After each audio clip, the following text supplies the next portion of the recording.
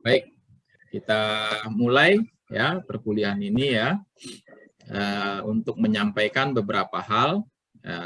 Tadi sudah disampaikan beberapa hal sebelum rekaman. Nah, sekarang saya sampaikan bahwa pada semester yang lalu adik-adik mahasiswa dari Bina Insani ini secara bersama-sama telah menulis sebuah buku ya. Nama bukunya adalah Intisari Manajemen Pemasaran. Jadi mereka saya tantang bagi siapa yang hobi menulis buku gitu ya, silakan gabung ke WA Group ini. Oh, ada 4 orang kalau nggak salah yang gabung itu. Nah, dan 4 orang itu menjadi penulis buku. Dan ketika bukunya sudah dicetak gitu ya, kemudian mereka mendapatkan sertifikat dari penerbit sebagai penulis. Nah, itu portofolio. Kemudian kita uruskan hak KI-nya, hak kekayaan intelektualnya, ya. Dan kemudian mereka mendapatkan sertifikat hak kekayaan intelektual. Jadi ada 4 mahasiswa yang dalam grup ini yang memiliki hak kekayaan intelektual sebagai seorang penulis buku, ya. Nah, kemudian ada beberapa 4 orang tersebut kemudian menjadi pengajar masyarakat ya dalam bidang pemasaran kepada para petani markisa yang mau memproduksi sirup markisa, dan kemudian mereka mendapatkan sertifikat pula untuk kegiatan PKM itu, pengabdian kepada masyarakat. Dan kemudian ada 1 dari 4 mahasiswa itu yang mengikuti penelitian ya, dan kemudian mendapatkan sertifikat dalam hal konferensi hasil penelitiannya. Jadi pada mata kuliah manajemen pemasaran, pendekatan seperti ini saya lakukan untuk portofolio mahasiswa. Ya. Nah, kalau sekarang ini murni gimana caranya nanti mudah-mudahan dari perkuliahan ini terinspirasi untuk nyari uang gitu.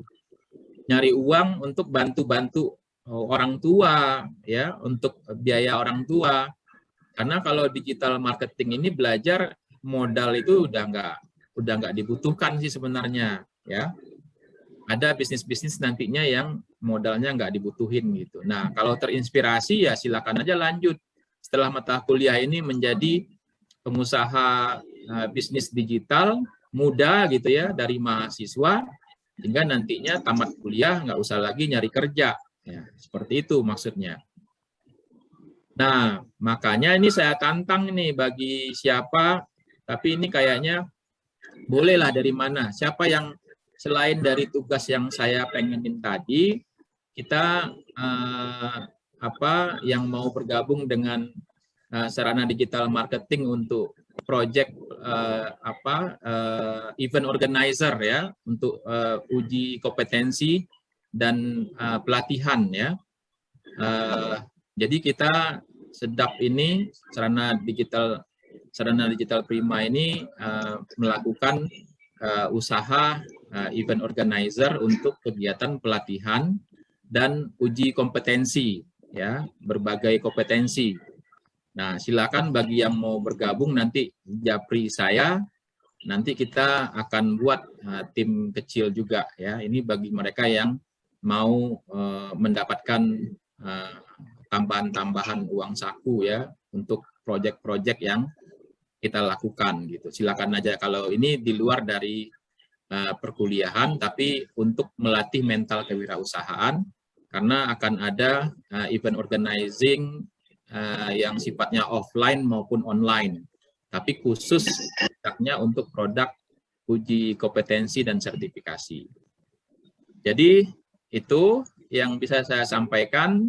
Nah, sekarang untuk beberapa hal yang saya sampaikan tadi, silahkan diajukan pertanyaan ya. kira-kira apa yang belum jelas sebelum kita kuliah pada hari ini. Mumpung ada Bang Jafar di sini sama Pak Hanif, nanti kalau sudah masuk ke materi, mungkin Bang Jafar akan berpindah Zoom ke tempat lain. Silakan saya buka diskusi, forum diskusi. Tanggapi seperti apa yang tadi saya sampaikan barusan. Monggo, siapa dulu yang mau diskusi?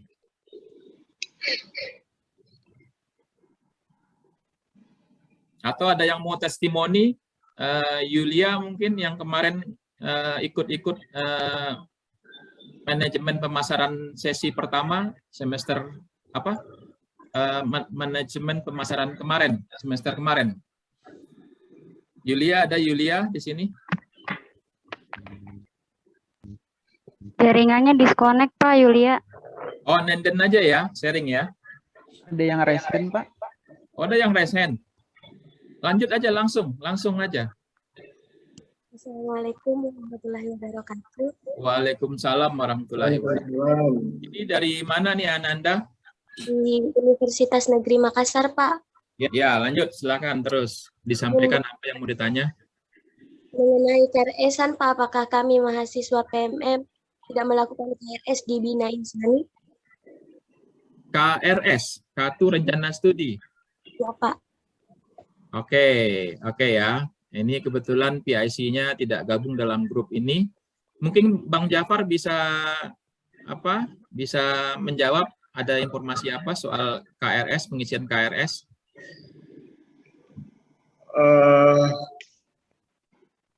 Itu dipegang sama, sekarang itu dipegang sama Mas Ari ya Pak ya, pegang sama Pak Ari ya jatuhnya ya. Kalau nanti biasanya akan ada Pak, akan ada informasi bila ada pengisian KRS gitu Pak. Sering buka-buka e-kampus aja biasanya ada informasi di situ. Gitu. Oke. Ini pertanyaan bagus ya dari Ananda Roni Pratami ya dari Sulawesi. Ini teman kita dari Sulawesi ya. Jadi gini, Ananda dan teman-teman semua yang ikut program PMM, ini sebenarnya platform belajar kita itu ada dua ya. Ada di Spada ya. Ada di Spada, ada di e-kampusnya Bina Insani. Ya. Jadi untuk absensi segala macam itu serta pengambilan materi ya, serta tugas ya, serta diskusi gitu, itu ada di e-kampus sih sebenarnya. Sementara di Spada itu murni konten itu, murni konten. Karena sepertinya tidak ada upload untuk tugas. Nah, jadi untuk media belajarnya, saudara saat ini yang PMM saat ini baru baru Spada ya. Nah, nanti saya perlu koordinasi dengan bagian akademik Bina Insani, apakah saudara juga akan masuk ke dalam e-kampusnya ya. Ke dalam e-kampusnya. Kalau bagi saya mestinya saudara masuk ke e-kampusnya Bina Insani. Karena di situ nanti akan transparan soal penilaian ya. Nah, mungkin Bang Jafar kalau bisa dengar suara saya mungkin bisa dibantu ditanyakan ke BAA sebentar masalah yang ini. Apakah nanti adik-adik PMM dari dari berbagai wilayah ini nantinya masuk ke e-kampusnya Bina Insani sehingga mereka bisa melihat langsung nilai mereka gitu ya, tugas, upload segala macam gitu. Selain dari di menu Spadanya Dikti gitu. Oke Pak, saya WA dulu ya pendidikannya. Ya, oke, siap. Sambil menunggu Bang Jafar informasinya ya, kita tunggu dulu. Nah, selanjutnya untuk KRS adik-adik mahasiswa, ini KRS itu kalau kita ada sistem KRS sih di menu e-kampusnya ya. Nah, ini sebenarnya nanti kita coba tanya juga kepada BAA apakah dipersyaratkan untuk KRS ya. Nanti kita akan tanyakan, nanti mungkin jawabannya lebih tepatnya adalah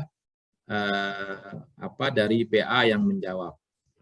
Untuk sementara kita nanti update informasinya, mungkin itu dulu jawaban dari kami karena saat ini untuk KRS ini serta regulasi-regulasi mengenai administrasi akademiknya kami belum disampaikan gitu. Kami belum diinformasikan. Kira-kira gitu dulu Ananda Roni Pratami ya. Ya Pak, baik, terima kasih. Oke, ditunggu ya nanti tagih saya di WA ya, di WA grupnya ya. Tolong ditagih, Pak, mana janjinya gitu kok. Enggak dikasih-kasih. Biar saya jadi ingat terus.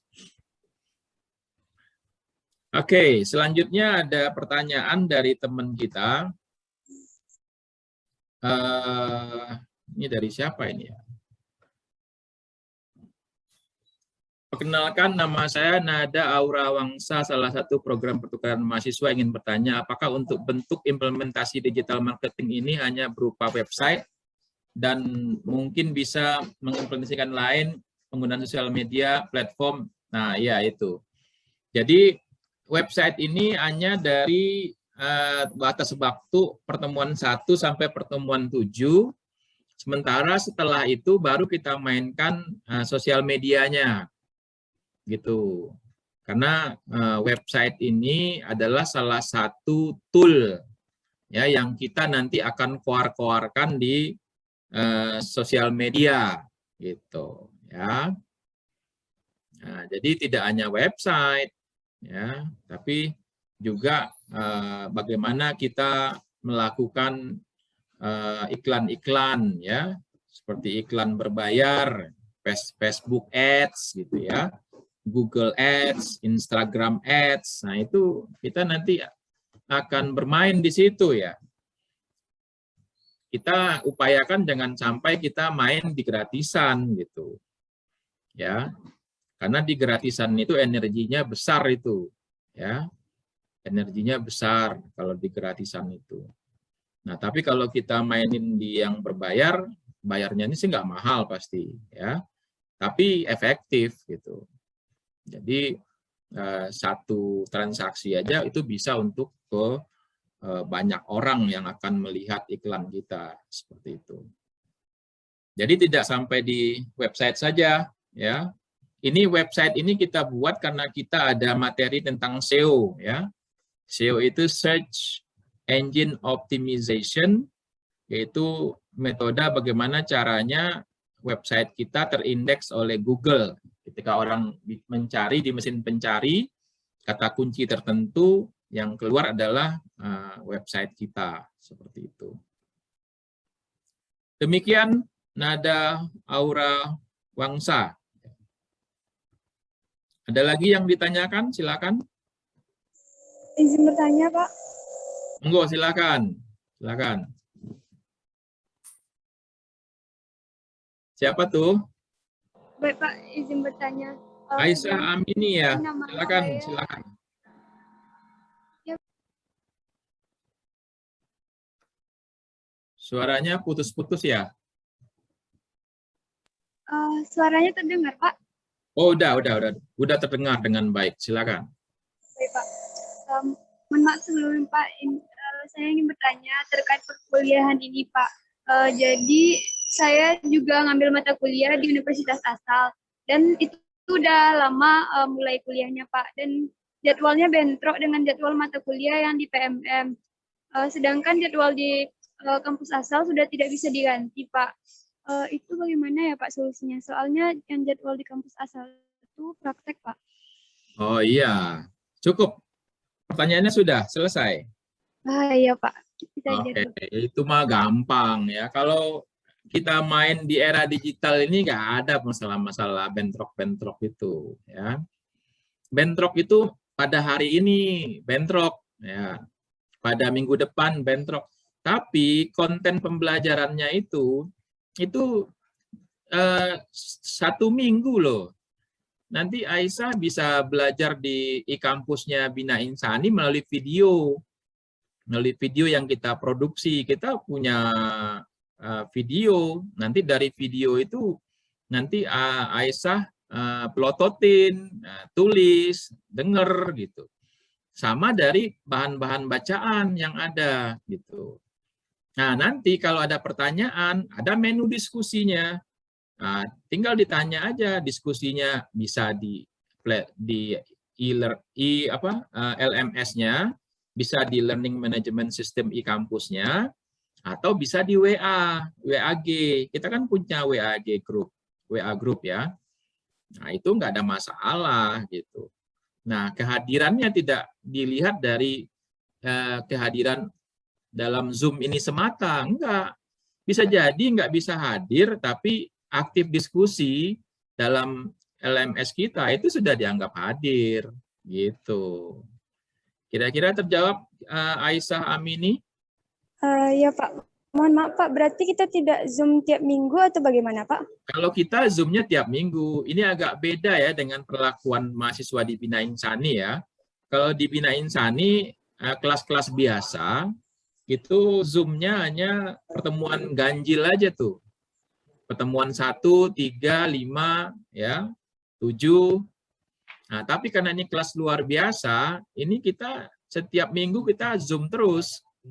Cuma memang kalau nggak hadir nggak apa-apa gitu. Karena ada cara hadir yang lain. Apa cara hadir yang lain? Di asinkronus namanya. Jadi soal e-learning ini ada dua cara. Ada sinkronus, artinya kayak gini, ini sinkronus ini. Kita tetap muka langsung gitu ya. Kita sinkronus ini ya. Nah, tapi nanti ada yang asinkronus. Asinkronus itu artinya kita belajar dari dari video yang diupload di LMS kita ya. Learning Management System kita itu namanya e-kampus, itu semua konten pembelajaran materi hari ini akan dimasukkan ke sana. Termasuk juga di Spada. Gitu. Ya, bisa dipahami kira-kira? Bisa. Terima kasih Pak. Bisa ya, oke. Clear ya. Nah, berikutnya ada pertanyaan dari Bella. Ya. Bella Yasinta Usman. Ya. Bella itu artinya wanita ya. Pasti anaknya Pak Usman. Mana nih orangnya nih? Boleh say hi dulu? Ya, selamat siang, Bang. Selamat sore. Selamat sore. Nah, ini grogi nih. Bel, ini untuk mata kuliah digital marketing ini nggak ada persyaratan prasyarat segala macam, nggak ada ya. Ini nama juga Merdeka ya, kampus Merdeka belajar. Silakan aja kalau siapa yang tertarik untuk bisnis nyari uang gitu ya, gimana caranya nyari uang gitu. Nah, ayo ngambil mata kuliah digital marketing ini gitu. Karena ini adalah bagian dari kompetensi bisnis gitu. Bisnis itu adalah seni dan ilmu mencari uang. Jadi bagi mereka-mereka yang pengen menuai uang dari bisnis digital ya silakan gabung ke program ini. Gitu kira-kira Bella ya. Baik Bapak, terima kasih. Baik ya, terima kasih sama-sama. Ada lagi yang lain? Silakan ditanyakan.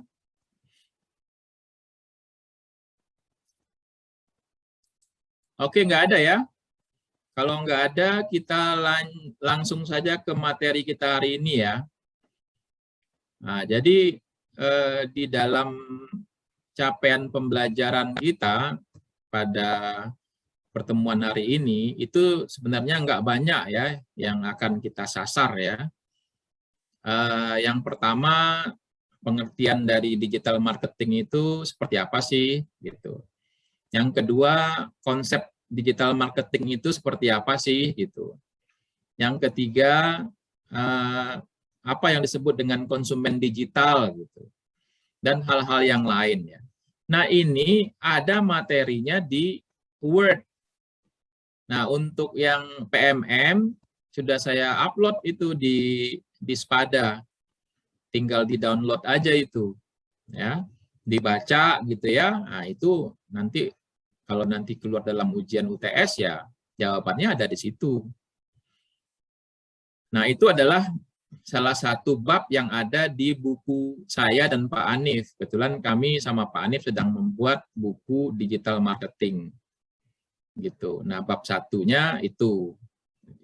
Silakan dibaca. Nah, materi hari ini adalah ada sifatnya review dari dari ya semacam overview juga lah ya. Kalau bagi PMM ini tentunya adalah overview.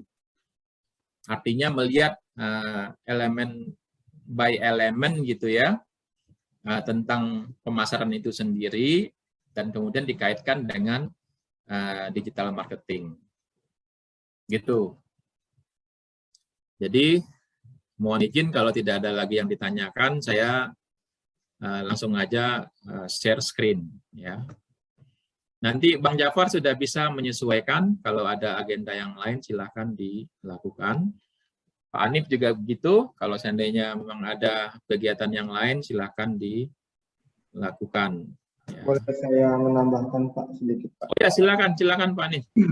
Ya. Baik Pak, terima kasih. Jadi teman-teman semua. Ya, Pak Anif, silakan Pak Anif. Oke ya, jadi untuk pembuatan website ya, itu perlu ada batasannya, perlu ada batasan dari kitanya bahwa jangan terlalu kompleks banget ya, jangan terlalu kompleks banget karena yang kita pikirkan yang pertama itu adalah soal waktu gitu ya. Walaupun misalkan setiap kelompoknya ada 8 orang ya, kurang lebih apa ya? 8 orang Pak Indra ya? Ada 15 jadinya karena ada anak internal kita kan yang gabung. Oke, jadi setiap kelompok ada 15 ya. Kemudian jangan terlalu kompleks ya. Dan cari kira-kira aplikasi apa yang dibutuhkan saat ini gitu ya. Nah, itu nilai plusnya begitu kalau sistem ya. Jadi untuk masalah pengguna nanti kita coba carikan gitu ya. Untuk masalah hostingnya kita coba bantu ya, baik yang berbayar ataupun yang gratis gitu ya. Dan juga suaranya kurang jelas Pak, mungkin karena masker. Oh gitu ya. Ini kan lagi pada ini ya. Oke, jelas gak nih suara saya? Jelas Pak. Oke, nah kemudian ada kamera, harus ya. Oke, nah kemudian untuk programnya ya, sistem programnya itu saya tidak membatasi kalian untuk menggunakan platformnya apa, kemudian frameworknya apa, kemudian bahasa pemrogramannya apa, saya tidak membatasi masalah itu. Lebih baiknya jika ngambil rate rata-rata kalian menguasai bahasa apa. Oke, nah kemudian boleh UI UX, artinya boleh kita menggunakan hanya tampilan admin, atau mungkin bisa juga dengan tampilan ditambah dengan tampilan user ya, user interface-nya gitu ya. Jadi kalau kita contohnya gini, kayak model Tokopedia kalau kita membuka kan nggak harus login ya. Nah, ini menampilkan barang-barang. Tapi kalau kita mau memesan, berarti kita harus login dulu. Nah, seperti itu ya UI UX gitu ya. Nah, tapi nggak harus sampai UI UX sih. Boleh UX-nya aja juga nggak apa-apa. Gitu ya. Oke, dan yang terakhir adalah mengenai masalah topik dan pembagian job desk gitu ya. Pembagian job desk juga harus jelas gitu ya. siapa dulu. Saya bagi 3 plan, ya ada planning, ada analisis, sama ada desain dan implementasi.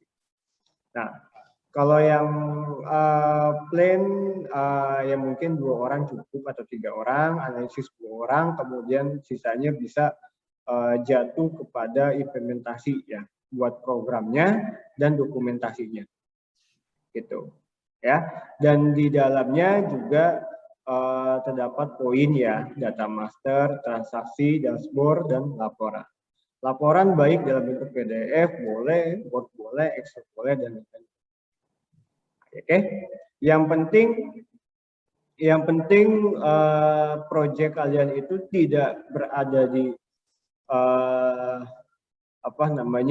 di sederhana ya, tidak di sederhana dan juga tidak di expert gitu ya, tapi berada di middle aja, tengah-tengah gitu ya. Itu untuk minimalisir waktu dari kita berimplementasi ya. Nah, mungkin nanti saya bisa koordinasi dengan satu orang atau ketua dari kelompoknya saja ya. Jadi nggak semua itu ketua kelompoknya aja. Jadi sistemnya supaya bisa lebih efektif itu per hari ya, seminggu sekali, seminggu itu atau 1 hari itu bisa 1 kelompok aja gitu. Jadi jangan semua kelompok gitu. Kalau semua kelompok dirembukin nanti malah kurang efektif gitu ya. Nanti malah belentang-belentong kemana-mana gitu. Nah, jadi 1 hari 1 kelompok gitu. Sampai dengan 4 kelompok itu ya bimbingan cukuplah sekitar 40 menit. Oke, mungkin itu ya. Jadi yang bisa saya sampaikan. Saya kembalikan lagi ke Pak Indra. Monggo, silakan Pak Indra. Baik, terima kasih Pak Jafar. Nanti dilanjutkan dengan diskusi di grup WA. Jadi setelah sesi saya nanti mereka berdiskusi, ada di mahasiswa ini untuk saling kenal ya, yang antara anggota grup, pilih ketua grupnya, dan kemudian nanti buat WA grup. Jangan lupa untuk mengundang Bang Jafar atau Pak Jafar ya. Jadi itu mungkin dari Pak Hanif kalau masih bergabung, silakan Pak Hanif. Oh, Pak Hanif udah jalan berarti ya. Oke. Baik, terima kasih Bang Jafar. Kalau mau stay di sini silakan, kalau mau aktivitas yang lain silakan.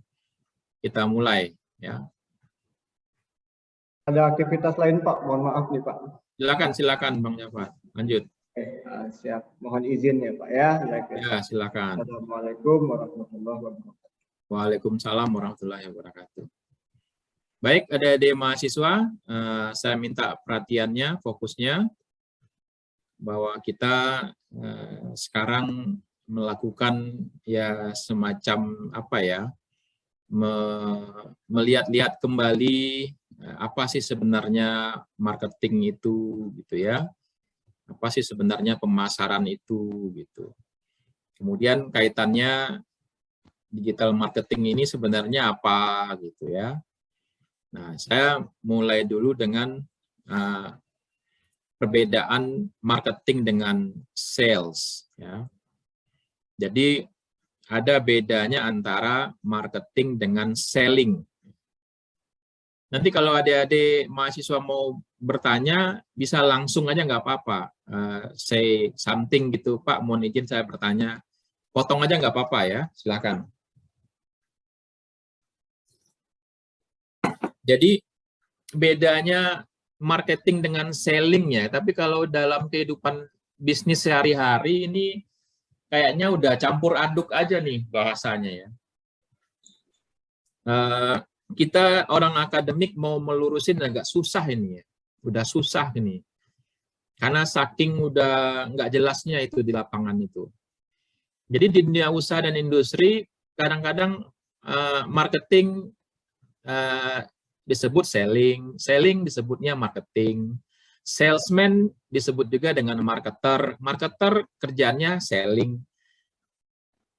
Padahal sebenarnya secara akademik marketing itu berbeda dengan selling. di mana kalau marketing itu tujuannya kepada bagaimana merek kita ya itu dikenal oleh orang. Bagaimana merek kita itu memiliki citra positif di mata orang gitu. Nah, itu kira-kira yang mau disasar oleh marketing. Jadi bagaimana merek kita dan produk kita untuk dikenal oleh orang itu. Dan kemudian bagaimana tidak hanya sekedar mengenal ya, tapi ada juga citra baiknya dari merek kita atau produk kita ya. Jadi ini bicara soal brand awareness sama brand image. Itu dulu. Nah, yang berikutnya selling. Selling itu kita ngomong soal bagaimana caranya kita itu meningkatkan volume penjualan kita. Ya.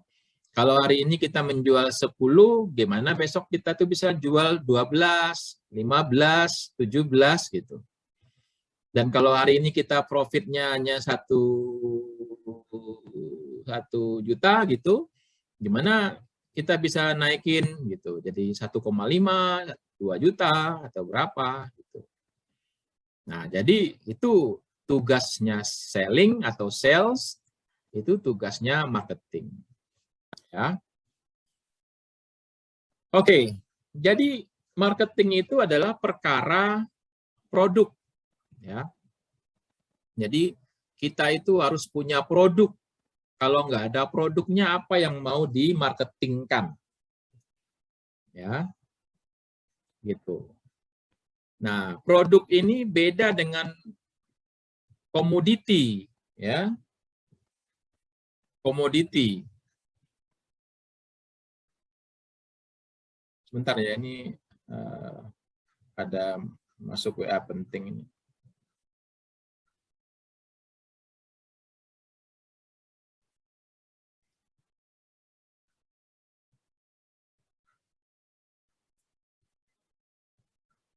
Oke, jadi produk itu beda dengan komoditi. Kalau komoditi itu dia nggak punya merek, ya. Kayak cabai yang dijual sama orang di pasar itu cabai keriting gitu kan, itu nggak punya merek. Ya udah, komoditi jualnya kiloan. Tapi kalau seandainya sudah menjadi sambel gitu ya, sambel Indofood punya gitu, misalnya sambelku gitu, nah itu dia jadi produk. Jadi bedanya produk sama komoditi itu adalah kalau komoditi dia nggak punya brand, nggak punya merek, tapi kalau produk itu barang dan jasa yang punya merek, gitu. Jadi dari slide ini kita pahami ya, bahwa marketing itu adalah masalah produk yang memiliki merek, gitu. Itu yang diingat. Kalau seandainya ada nggak punya merek, itu namanya bukan produk, tapi komoditi, gitu. Nah, kalau dia sudah komoditi, dia bukan lagi maininnya marketing, gitu, karena dia nggak punya merek. Sementara marketing itu kan brand awareness sama brand image kan. Nah, gitu. Nah, yang dimaksud dengan produk itu bisa jadi barang, bisa jadi jasa, gitu. Itu produk. Berarti produk itu adalah barang yang bermerek atau jasa yang bermerek. Gitu. Nah, ini kalau ngomong-ngomong soal brand, merek, ini ada semua nih, ya. Yang kayak angka huruf M ini berarti McDonald ini kan. Kalau yang ini apa? Ini apa nih? Ada yang tahu nggak ini? Naik Pak kalau enggak salah. Naik. Walaupun nggak ada tulisannya tahu naik, ya? Iya Pak. Iya, gitu. Nah, itu berarti, nah kayak ini deh, yang ini ada yang tahu nggak yang ini logo apa nih? Sel, Pak. Nah, sel. Gitu. Ya. Nah, jadi sekali lagi, marketing itu apa? Marketing itu adalah masalah bagaimana kita memperkenalkan produk yang bermerek. Nah, produk itu terdiri dari barang dan jasa. Barang yang bermerek dan jasa yang bermerek. Oke, nah sekarang pertanyaannya adalah tentunya adalah bagaimana caranya kita itu membuat atau menemukan produk yang kita mau jual, yang kita mau marketkan.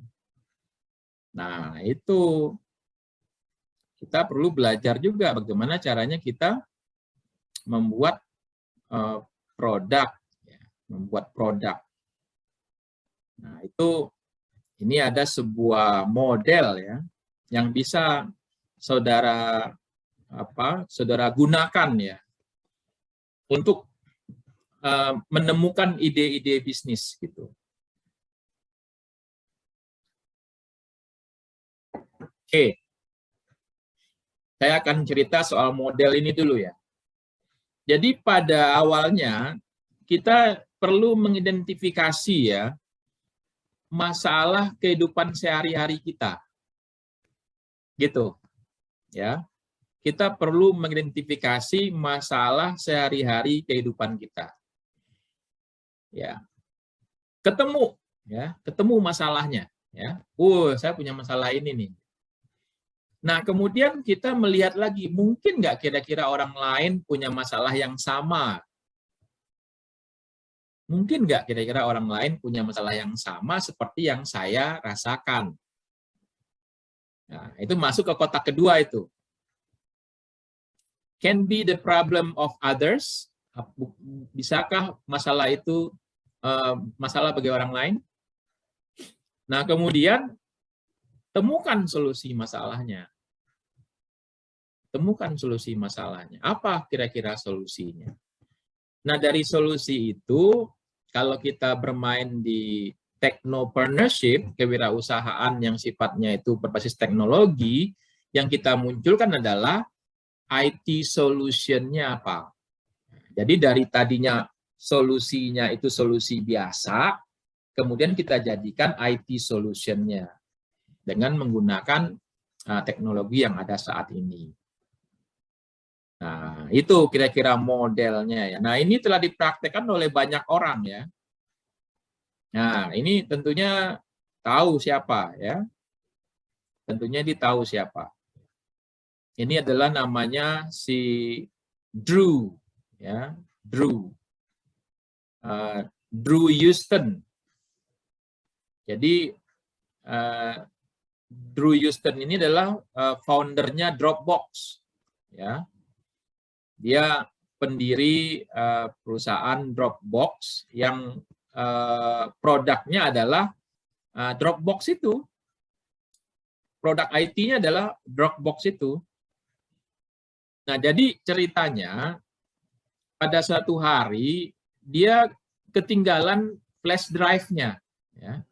Dia ketinggalan flash drive-nya. Materi konten file-filenya ada di flash drive-nya. Karena dia pelupa gitu. Dan itu bukan kali pertama ya. Tapi sering dia lupa bawa flash drive-nya. Nah, kemudian dia berpikir, nah ini masalah pelupa ini bisa jadi masalah orang lain juga. Lupa bawa flash drive. Kemudian kalau gitu gimana kalau seandainya penyimpannya tidak dalam bentuk flash drive atau tidak dalam bentuk disk? Gimana kalau dalam bentuk cloud gitu, di awan, di internet? Nah, solusinya adalah cloud storage. Semua file yang ada di flash drive-nya itu taruh di cloud storage. Nah, solusi IT-nya apa? Solusi IT-nya muncullah Dropbox. Nah, gitu ya. Nah, sama juga dengan Mas Menteri kita, Nadiem Makarim, ya. Itu adalah CIO dan foundernya Gojek, gitu. Apa masalahnya? Masalahnya dia itu jengkel lah, gitu ya. Jengkel setiap mau bepergian di Jakarta ini macet, gitu. Ya. Nah, ini menjadi masalah sehari-harinya. dan dia yakin orang lain juga memiliki masalah yang sama. Nah, kemudian apa solusinya? Ya, solusinya adalah harus ada transportasi yang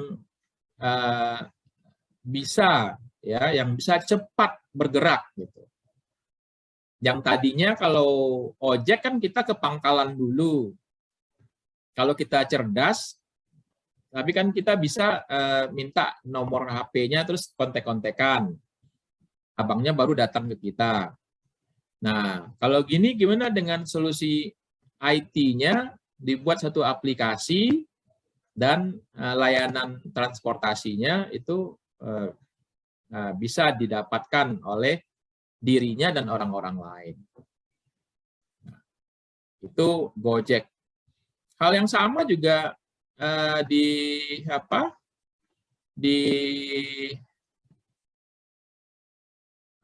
Halodoc. Halodoc ini juga mempertemukan antara pasien dengan dokter dengan apotik. Jadi 3. Nah, ini dia juga punya masalah tadinya ketika dia harus ke dokter, kemudian dia harus menunggu berjam-jam hanya untuk layanan 10 menit. Bayangin. Sangat tidak efisiennya. Ya.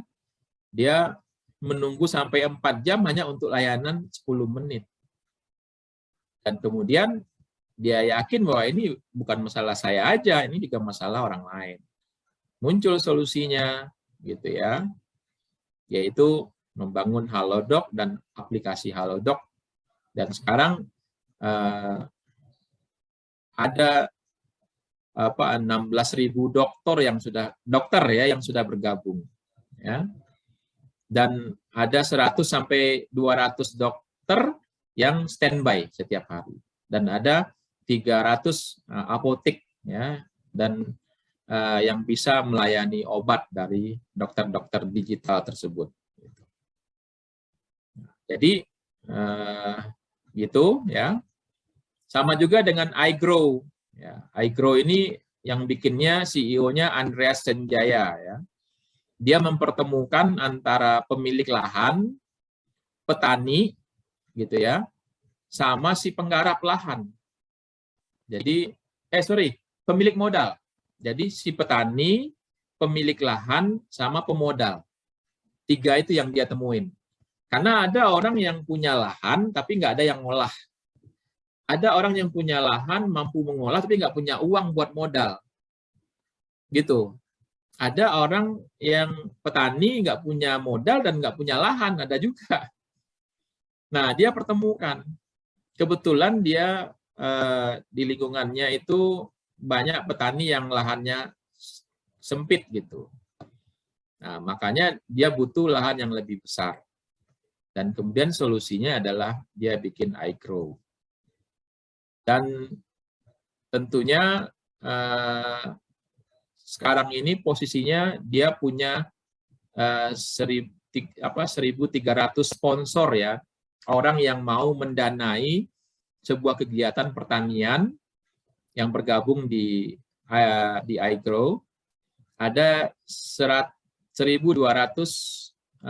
petani dan sekarang lahan yang sedang diolah oleh iGrow itu 800 hektar dan sudah ada panen ya sampai 300 ton.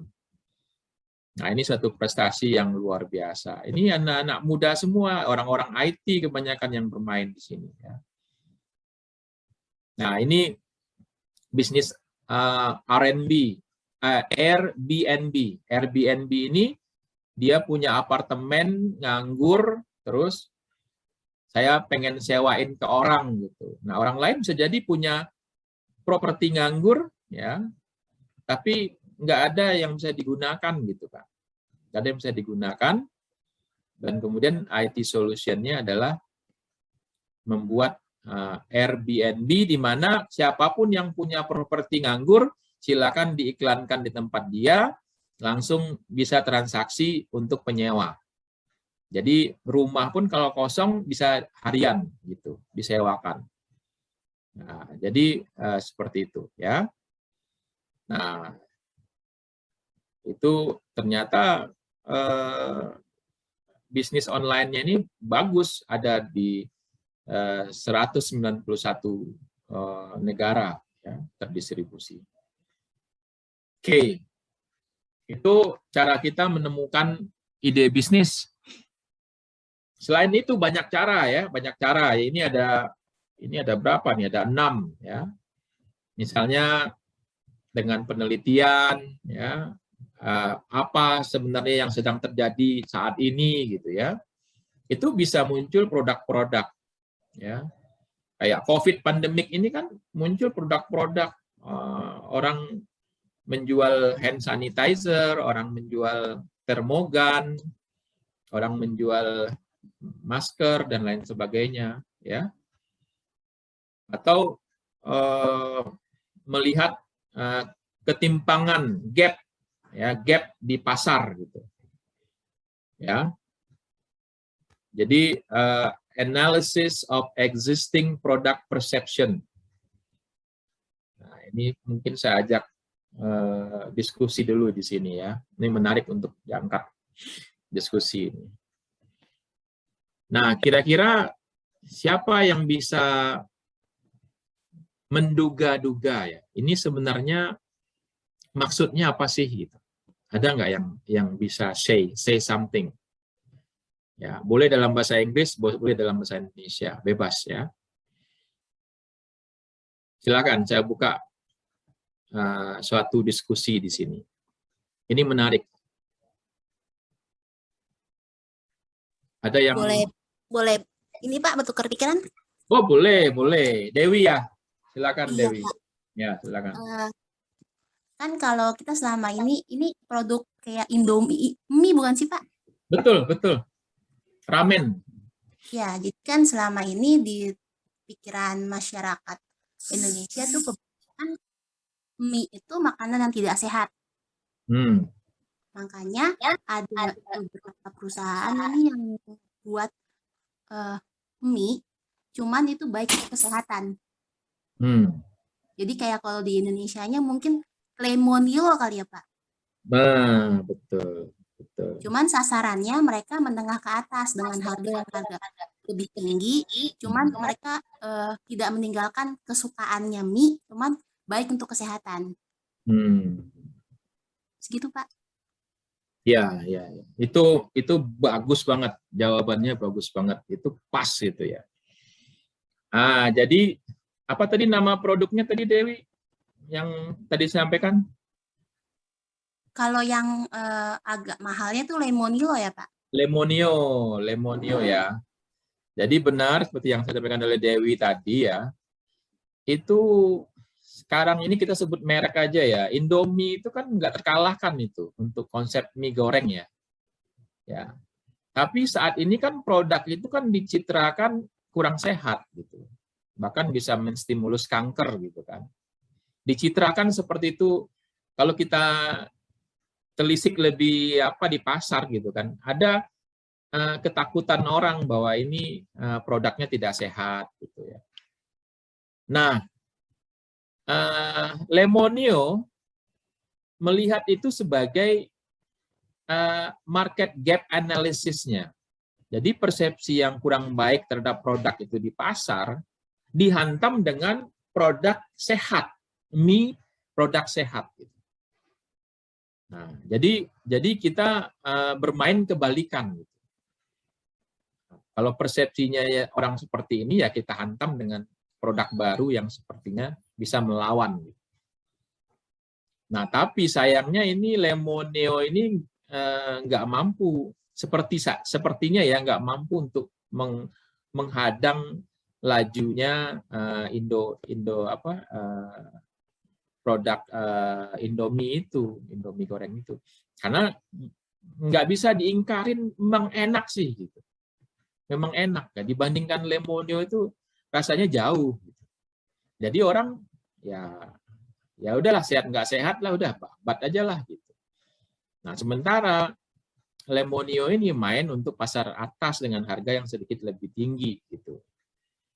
Nah, sementara si Indomie ini bermain dari sisi harga itu ke pasar bawah gitu. Nah, jadi memang sebenarnya contoh yang tepat itu adalah contoh Indomie goreng dengan Lemonio gitu. Setuju saya ya. Oke, kita lanjutkan. Nah, ini. Jadi yang berikutnya kita bisa menciptakan produk dengan mengukur kepuasan terhadap penggunaan produk yang ada saat ini. Kayak payung inilah ya. Payung ini kan produknya kan sebenarnya payung itu aja tuh. Pada awalnya di Indonesia kan payung itu aja tuh. Tapi karena di Jepang ini di Jepang, dia kan baju kantornya kan kalau basah atau bagaimana kan kurang nyaman gitu. Nah, kalau payungnya yang merah itu aja, itu sering-sering air nepis gitu. Nah, makanya mereka secara kreatif bikin produk ditambah lagi bening, transparan gitu. Nah, itu consumer activity analysis namanya. Nah, kita mempelajari aktivitas dan kemudian kita lihat apa yang tidak terpuaskan kebutuhannya, dan itu kita tambah. Nah, ini juga ketika saudara jalan-jalan pertukaran mahasiswa ke luar negeri, itu lihat-lihat apa yang kira-kira di luar negeri itu dilakukan orang sebagai sebuah produk atau bisnis, tapi di sini di Indonesia belum gitu. Kayak misalnya Gojek ini kan kemudian dikopi sama orang Vietnam, ya tentunya melalui sebuah kerjasama dengan Gojek ya, maka muncullah GoViet gitu. Jadi kalau saudara ke Vietnam ya, nanti bisa menikmati layanan Gojek seperti halnya Gojek yang ada di Indonesia, baik Gojeknya itu motor maupun Gojeknya itu mobil. Nah, mereka menyebutnya dengan GoViet gitu. Tapi itu juga kerjasama antara Gojek dengan GoViet. Nah, ini kita juga melihat persaingan dengan kompetitor ya. Dengan sedikit, nah ini sebenarnya konsepnya namanya konsep ATM nih sebenarnya. ATM itu ATM, ya, amati, tiru, modifikasi. Ya. Jadi kalau ngomong soal ayam goreng, pemainnya kan KFC, CFC, McDonald, All American Food, AW ya. Nah, tapi walaupun mereka bisnisnya ayam goreng, tetap mereka ini memiliki perbedaan-perbedaan, keunikan-keunikan. Pasti. Ya. Contohnya sekarang ayam gorengnya Richeese Factory gitu. Itu kan dia dilumuri sama keju kan. Beda dengan ayam gorengnya KFC gitu. Jadi bisnisnya ayam goreng tapi dengan sedikit sentuhan ATM ya, amati, tiru, modifikasi ya. Kemudian muncul ayam goreng yang dilumerin sama keju. Demikian juga dengan kalau kita makan ayam gorengnya KFC, pasti beda dengan ayam gorengnya McDonald. Coba aja dirasakan. Mungkin tepungnya, mungkin crunchy-crunchy-nya itu pasti berbeda. Jadi ada keunikan-keunikan produk yang dibuat oleh pemasar. Oke. Nah, melalui market research kita bisa menemukan produk-produk baru yang lebih canggih ya. Ini shifting ya, pergeseran antara produk satu dengan produk yang periode berikutnya, dari zaman Nokia gitu ya sampai ke zaman smartphone saat ini merupakan kerjaannya R&D-nya perusahaan, research and development-nya perusahaan. Jadi mereka bisa menemukan produk baru melihat dari kebutuhan-kebutuhan dari masyarakat terhadap produk tersebut, sehingga dari tadinya hanya bisa nelpon, SMS, dan radio, sekarang ngapain aja itu bisa menggunakan Android kita. Ngapain aja, ya bisa. Oke, nah yang berikutnya kita harapkan pada tahap ini saudara sudah tahu betul tentang bagaimana caranya menemu produk. Nah, karena tidak gampang untuk menemukan produk, saat ini banyak orang yang menawarkan dropshipper. Dropship. Saya mau undang ya, siapa yang bisa menjelaskan apa artinya dropshipper? Silakan, siapa yang bisa jelaskan? Dropshipper. Karena ke depannya nanti saudara akan bermain tentang dropshipper ini sama reseller. Ya, saudara jadi reseller atau saudara menjadi dropshipper. Karena terus terang aja untuk menemukan produk ini ya nanti aja lah ke depan ya sambil jalan ya. Tapi untuk jangka pendek ini di mata kuliah ini, saudara saya minta untuk menemukan satu produk yang saudara akan jual melalui digital marketing, melalui teknik reseller atau dropshipper. Ayo, siapa yang bisa ngejawab? Saya, Pak. Saya, Pak. Siapa tuh? Muntah dulu yang terdetek oleh saya duluan jawab. Iya, Pak. Oke. Kalau dropshipper itu kan setahu saya itu sistem penjualan di mana penjual atau dropshipper ini tidak perlu memasarkan dan menjual barang milik pihak lain tanpa perlu membelinya terlebih dahulu. Jadi tanpa perlu menyetok barang. Jadinya dalam arti dropshipper ini sama reseller ini bedanya itu dalam itunya, Pak. Ya, dalam apanya? Kalau reseller itu kan biasanya harus mengeluarkan modal untuk membeli stok barang, kemudian dijual kembali. Kalau dropshipper itu kan bisa langsung dari kita membelinya di mana, bisa langsung dikirim, jadi tidak perlu ke kita dulu. Oke, cukup? Jadi penjual itu tidak perlu menyediakan tempat dan repot menyimpan atau melakukan pengemasan, karena sudah dilakukan di tempat kita mendropship tempat tersebut. Oke. Oke, ada lain? Ada yang lain? Silakan. Dropshipper tuh kayak calo bukan sih, Pak? Oke, kalau dibilang calo ya nggak apa-apa, kita terima dulu aja. Oke, ada lagi yang lain? Dropshipper itu calo. Tadi siapa lagi tadi? Muntah ya. Muntah bilang dropshipper itu kita nggak perlu beli barangnya, tapi kita bisa jual barangnya. Gitu. Ada lagi? Kalau menanggapi boleh, Pak? Boleh, silakan. Silakan ditanggapi.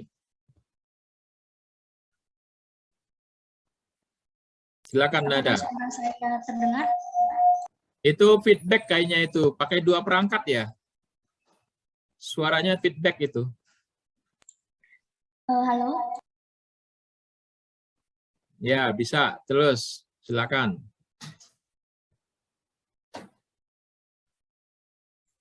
Apa suara saya sudah terdengar, Pak? Itu kayaknya feedback itu mainin 2 perangkat ya. Kalau 2 perangkat, satunya dikecilin gitu. Suaranya ada feedbacknya, mendengung.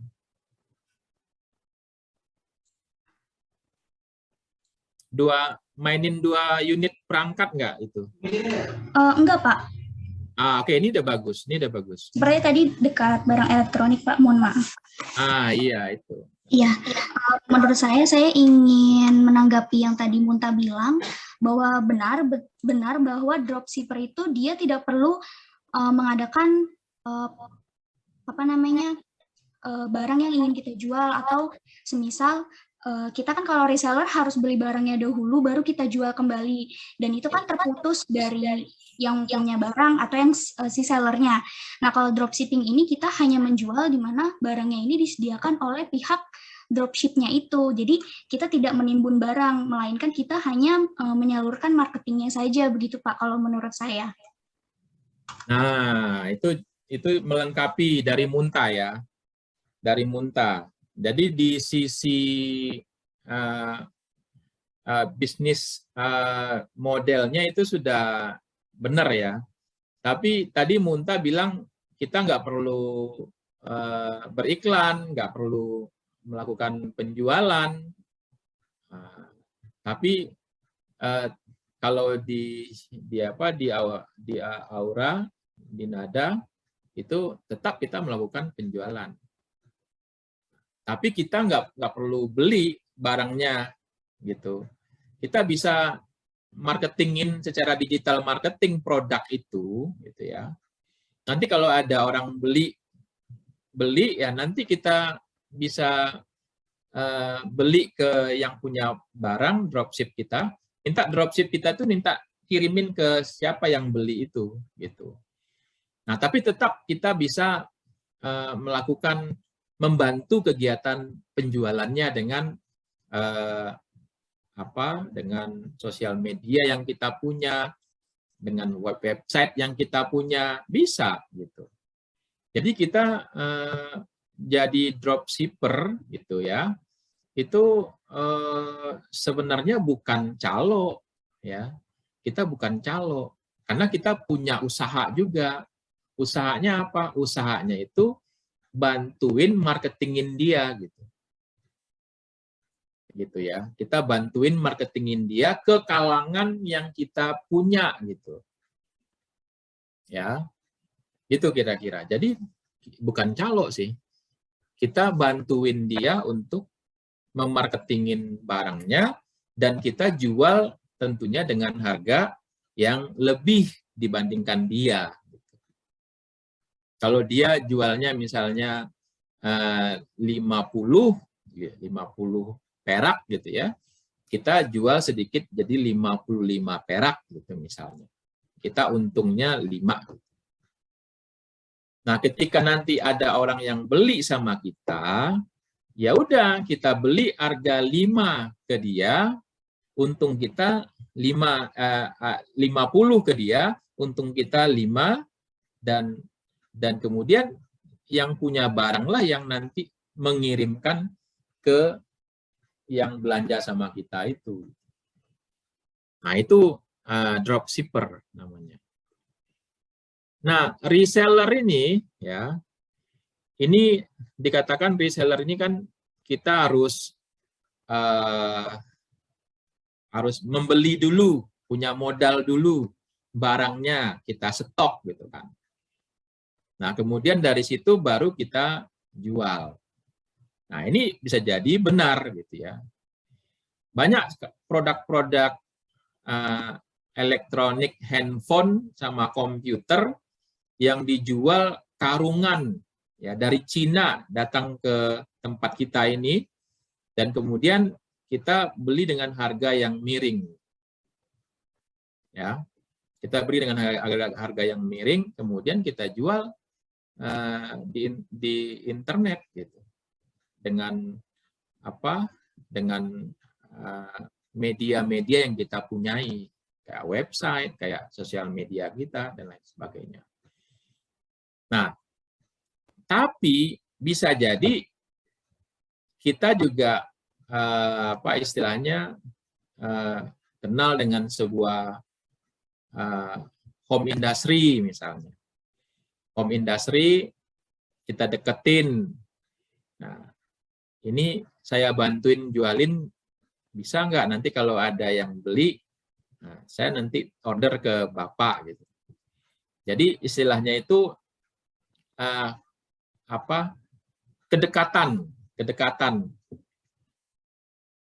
Kita lihat ada home industry yang kita bisa pasarkan dengan media digital di dunia maya gitu kan. Nah, kita seperti membeli gitu, tapi membelinya nggak pakai uang, tapi membelinya pakai kepercayaan. Pak, Bu, ini kan Bapak punya produk tas. Ini saya lihat bagus Bapak bikinnya home industry. Boleh nggak saya bantu-bantu jualin di digital marketing? Hampir mirip-mirip dropshipper gitu. Nah, tapi kita harus melihat di lingkungan sekitar kita ada nggak usaha-usaha yang bisa dimainkan secara digital marketing tapi belum dilakukan. Kalau punya modal, ya tadi, ya beli aja produknya dengan harga reseller gitu, kemudian dijual. Nanti bisa dipraktekkan gitu ya. Nah, tugas saudara adalah untuk mencari produk-produk yang bisa di dropshipkan gitu. Produk-produk yang bisa di resellerkan, tapi tetap dengan tanpa modal gitu. Tetap tanpa modal. Dengan modal kepercayaan itu lihat mau nggak orangnya gitu. Ya, tantangannya itu. Tapi kalau orangnya nggak mau, harus pakai modal, harus beli dulu segala macam. Ya udah, dropship aja.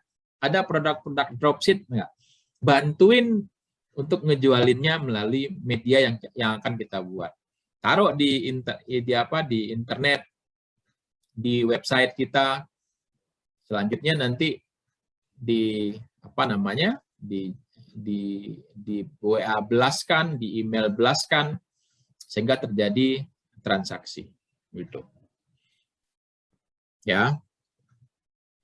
Jadi nanti transaksi-transaksi yang terjadi itu semuanya akan dipulangkan kepada saudara semua. Saya cuma memfasilitasi saja seperti itu. Ya, bagi saya sih sebenarnya bagaimana caranya konsep belajar kita ini tidak mengawang-awang, tidak teori-teori, tapi langsung implementasi. Paham ya posisinya ya, seperti itu ya. Jadi PR saudara nanti ya, mulai dari hari ini dan hari-hari berikutnya adalah mencari, mendiskusikan, baik itu dalam bentuk WA group maupun dalam bentuk meeting-meeting online. Setelah terbentuknya ketua adalah mencari produk apa yang mau dilakukan digital marketing. Tapi kalau seandainya saudara mentok, nggak ketemu, nanti silakan saudara datang ke saya untuk diskusi kira-kira apa. Gitu. Ya, kira-kira apa? Kalau seandainya udah mentok, gitu ya. Tapi kalau seandainya ada, dapat gitu, coba. Gagal itu biasa. Ya. Salah kita perbaiki. Kalau katanya Jack Ma, selagi masih muda, berbuat kesalahan itu malahan suatu hal yang positif. Karena dari kesalahan itu kita pasti akan belajar. Jadi semakin banyak kita salah, semakin banyak kita tahu mana yang benarnya. Dan bagaimana caranya untuk memperoleh sebuah kebenaran. Gitu kira-kira. Ya, baik. Yang berikutnya, brand. Saudara, produk saudara itu harus punya brandnya. Kalau sekarang saudara dropshipper, tentunya ngikut brandnya yang punya. Ya, tentunya nggak bisa kita punya brand sendiri. Tapi ke depan, ketika saudara memutuskan untuk jadi pewirausaha, setiap produk yang saudara keluarkan, temukan, rumuskan, buatkan dummy-nya, itu kemudian dibuatkan brand-nya. Baru nantinya saudara bisa melakukan kegiatan marketing atau digital marketing. Nah, ini seperti kosmetik, bikin kosmetik harus ada brand-nya. Nah, ini adalah brand-brand strategi yang kita lakukan, kita brandingkan di website, kita brandingkan di kartu bisnis kita brandingkan di brosur kita brandingkan di berbagai media, termasuk media sosial, kita lakukan kegiatan digital marketing, nge-brand, harganya juga kita buatkan sehingga terlihat juga ada nuansa branding di situ. Sampai nantinya kepada pegawai kita pun juga ikut-ikutan nge-brand, gitu. Nge-branding. Sehingga produk kita, brandnya terkenal di pasar. Nah, itu kegiatan pemasaran yang sesungguhnya. Ya. Bagaimana caranya kita memunculkan awareness terhadap merek yang kita punya, dan bagaimana caranya kita menumbuhkan citra positif terhadap merek yang kita punya. Nah, ini cara kita untuk melakukan brand identity. Kita perlu memetakan kapabilitas dari brand kita, personality dari brand kita, internal values dan culture dari brand kita, shared values, community and community dari brand kita, noble purpose dari brand kita, self-image dari brand kita. Ya, itu seperti itu. Dan ini adalah brand-brand yang terkenal di dunia ya. Tentunya saudara tahu Samsung ya, saudara tahu Cetos, saudara tahu Heineken, gitu ya, PayPal, Airbnb. Ini adalah brand-brand yang sudah bagus ya di dunia. Nah, jadi ini caranya, upaya-upaya kita untuk brand kita terkenal ya di masyarakat. Ini nanti bisa kita skip aja. Nah, ini adalah alasan-alasan mengapa si customer itu trust terhadap brand. Ya, ini bisa nanti dilihat aja, dibaca saja. Ini nilai brand yang ada saat ini. Ketika sebuah brand itu sudah mendunia, maka nilainya itu fantastis sekali ya. Luar biasa. Ketika brand itu dibeli oleh orang, nilainya bisa membeli sebuah negara itu. Ya. Nah, ini adalah brand-brand yang terkenal. Oke. Yang berikutnya yang saya mau sharingkan adalah soal persaingan. Nah, ini saya perlu sharing sama adik-adik ini soal blue ocean, red ocean. Red ocean, blue ocean. Kata kuncinya adalah persaingan. Nah, mungkin ada yang pernah baca Red Ocean and Blue Ocean Strategy. Ya. Siapa yang pernah baca? Sharing dong. Ya, silakan. Siapa yang bisa sharing dengan saya soal Blue Ocean dan Red Ocean Strategy? Apa yang disebut dengan Red Ocean, apa yang disebut dengan Blue Ocean? Ada yang tahu? Saya buka lagi diskusi ya, silakan.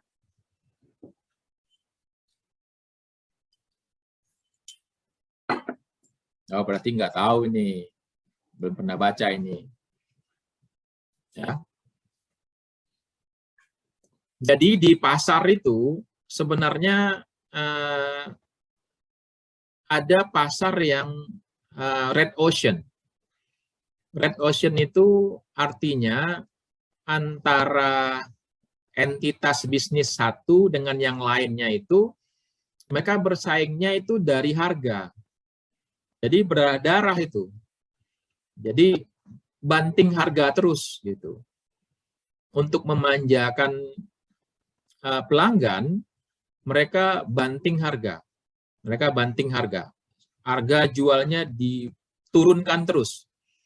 Nah, itu yang disebut dengan kondisi red ocean.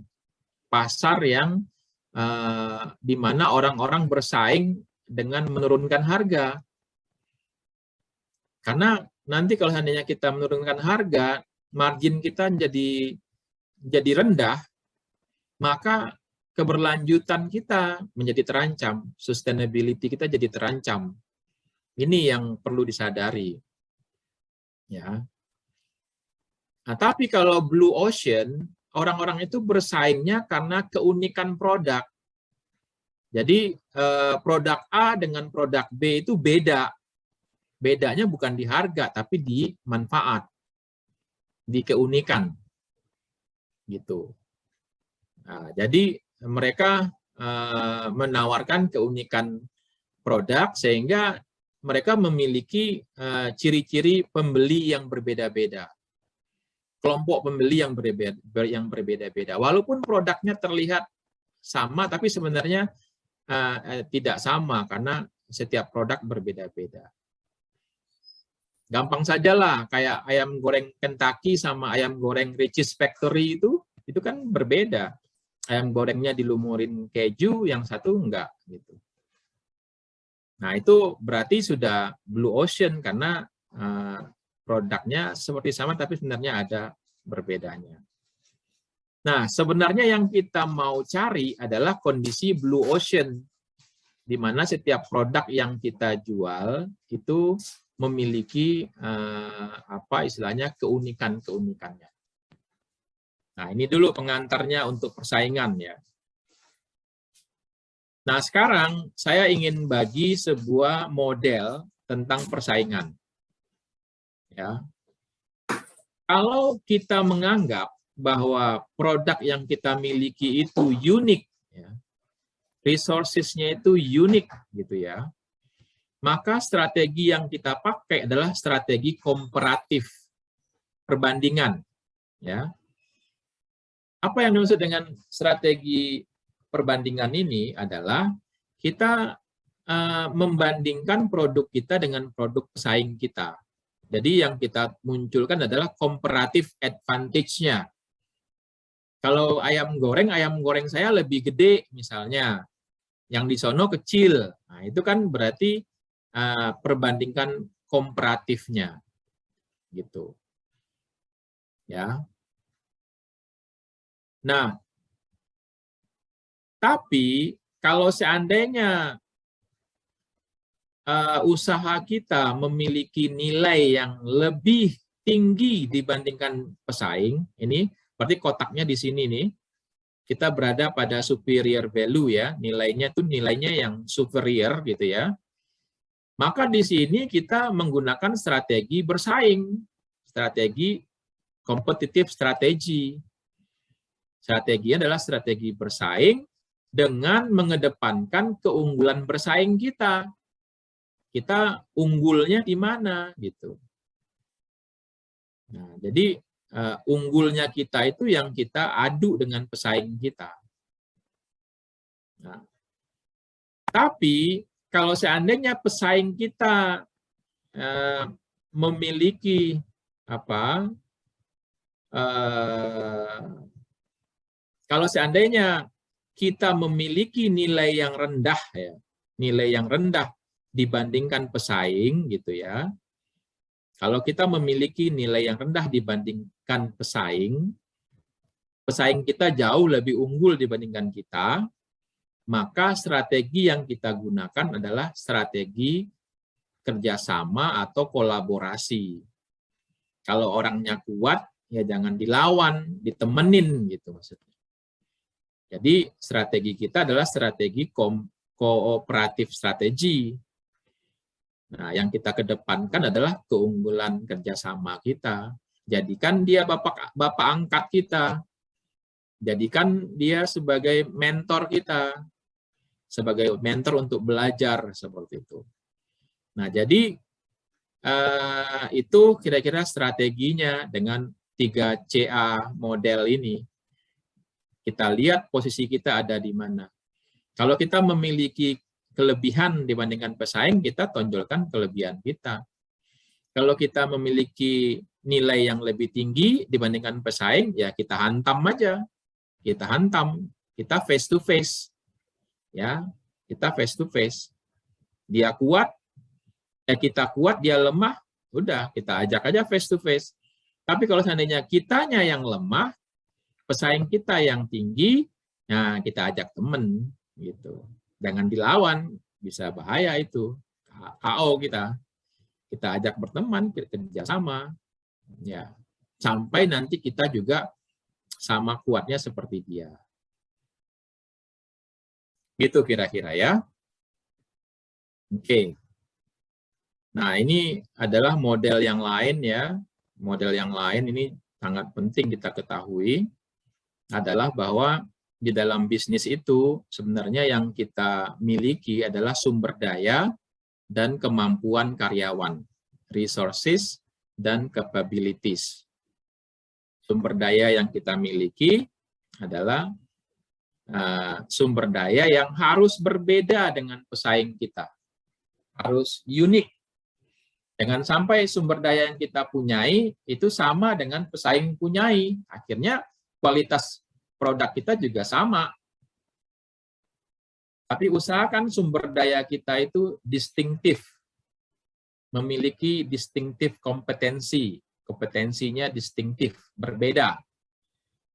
Ya, dengan pesaing. Kapabilitasnya, kecakapannya, keterampilannya juga berbeda. Nah, dari sini nanti kita lahirkan strategi apakah dengan cost advantage atau strategi dengan harga murah melalui biaya yang murah tentunya. Jadi biaya produksi kita bikin semurah mungkin, kemudian penjualan kita bikin semurah mungkin, tapi tidak membuat kita jatuh gitu, karena memang jualan harga murah itu sesuai dengan kemampuan kita dalam meminimalisasi ongkos produksi. Nah, atau kita melakukan strategi keunggulan, perbedaan, keunikan yang tadi. Kita bisa naikkan harga, tapi barang kita itu unik. Pelanggan yang punya uang, dia cari kita karena keunikan kita. Seperti itu. Nah, kemudian dengan cara seperti itulah kita baru bisa menciptakan value creation atau menciptakan nilai kepada pelanggan. Gitu. Ya.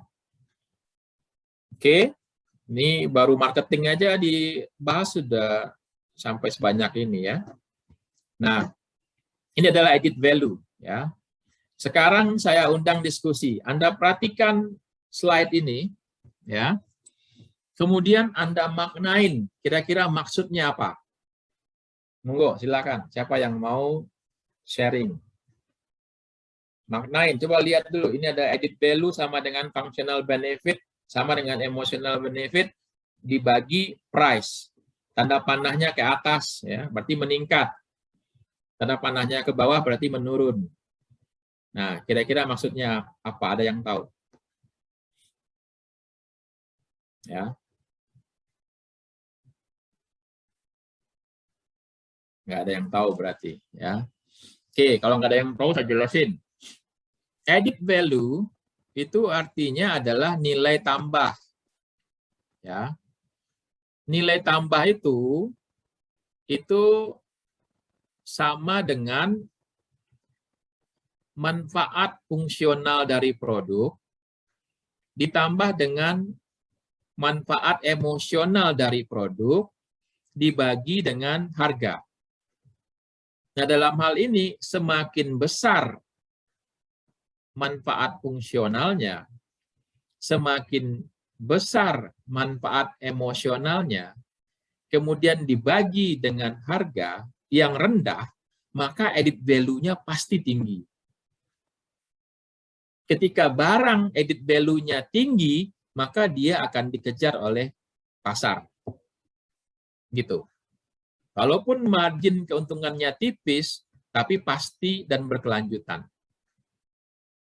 Makanya manfaat fungsionalnya diperbesar, manfaat emosionalnya diperbesar, harganya dikecilin. Pasti added value-nya tinggi, barang itu mestinya laku. Pertanyaannya adalah, apa yang dimaksud dengan functional benefit? Functional benefit itu adalah ketika produk memberikan fungsi yang baik. Kalau handphone fungsinya apa? Sebagai komunikasi, baik. Sebagai komunikasi lisan, tertulis, atau hal-hal yang lain di balik itu fungsinya baik. Nah, ada yang orang melebihkan fungsinya, ya. Kayak OVO. OVO itu fungsinya yang dilebihinnya apa? selfie-nya yang nggak tahan itu. Kualitas kameranya bagus banget. Dia tahu bahwa kalau untuk pasar anak muda hobi selfie, ya udah kamera selfie-nya yang dibagusin sama dia. Sama mungkin ngevlog, kamera videonya dibagusin sama dia. Keren. Akhirnya dia bisa masuk produknya di pasar. Nah, emotional benefit, manfaat emosionalnya. Ketika orang merasa bangga, ya, merasa bangga, senang, bahagia ada di tempat kita, atau bangga, senang, bahagia ketika memakai produk kita, itu berarti emotional benefit-nya ada. Gampang. Misalnya kalau seandainya dia habis belanja di toko kita, kemudian paper bag kita yang ada logo kita, itu dia minta difotoin ke temannya, terus di-share di media Facebook. Itu berarti toko kita atau barang yang kita jual, itu ada di hati mereka. Nah, ketika itu dia merasa bangga, bahagia, senang, dan dia mau share di sosial media mereka. Itu adalah emotional benefit. Kalau itu tinggi, tapi kemudian harga jualnya kita bikin rendah, maka added value-nya tinggi. Kalau sebuah produk memiliki nilai tambah tinggi, itu berarti keunggulan bersaingnya juga tinggi. Itu berarti nilai pelanggannya tinggi. Ketika nilai pelanggannya tinggi, maka produk itu pasti laku di pasar. Apa itu nilai pelanggan? Nilai pelanggan itu adalah ketika pelanggan merasa menang ketika membeli produk kita. Gitu. Ketika dia menang, merasa menang, oh saya beli itu 5.000, kok saya merasakan banyak, mestinya 10.000 mestinya, tapi saya bisa beli 5.000 dengan manfaat yang saya dapatkan. Nah, itu berarti produk kita memiliki nilai pelanggan yang tinggi, di mana pelanggannya merasa menang ya membeli produk kita.